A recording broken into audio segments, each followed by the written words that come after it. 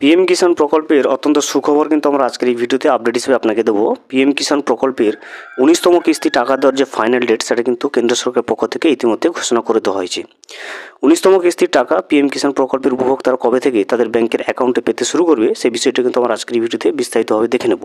এছাড়াও 19তম কিস্তির টাকা যেটা 2000 টাকা কেন্দ্র সরকারের পক্ষ থেকে প্রতিটা উপভোক্তার ব্যাংকের অ্যাকাউন্টে ঢোকাবে, সেই 19তম কিস্তির টাকা এবারে কোন কোন কৃষকরা পাবে না সেটাও কিন্তু আমরা এই ভিডিওতে বিস্তারিতভাবে জেনে নেব। ভিডিওটি বিস্তারিতভাবে দেখে নেওয়ার আগে ছোট্ট একটা অনুরোধ, যদি চ্যানেলে নতুন হয়ে থাকেন অবশ্যই চ্যানেলটা সাবস্ক্রাইব করে রাখবেন এবং নোটিফিকেশনটা অল করে রাখবেন এই ধরনের সমস্ত আপডেট সবার আগে পাওয়ার জন্য। চলুন আজকের আপডেটটা আমরা বিস্তারিতভাবে দেখে নিই।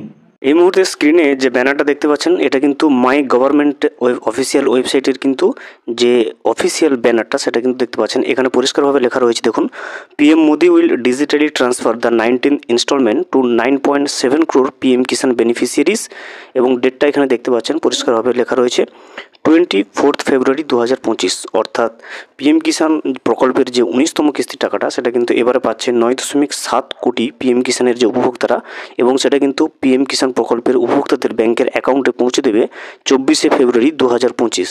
তো দেখতে পেলেন যে পিএম কিষাণ প্রকল্পের যে 19তম কিস্তির টাকাটা সেটা কিন্তু 24 ফেব্রুয়ারি 2025 কিন্তু 9.7 কোটি পিএম কিষাণ উপভোক্তাদের ব্যাংকের অ্যাকাউন্টে কিন্তু পৌঁছে দেবে। এবারে আমরা জেনে নেব যে কোন কোন কৃষকরা এবারে কিন্তু টাকা পাবে না।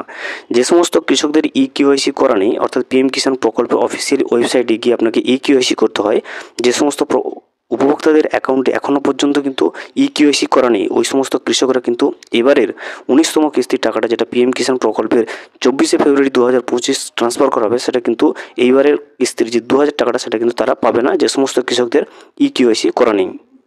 ভিডিওটি সম্পূর্ণভাবে দেখার জন্য অসংখ্য ধন্যবাদ।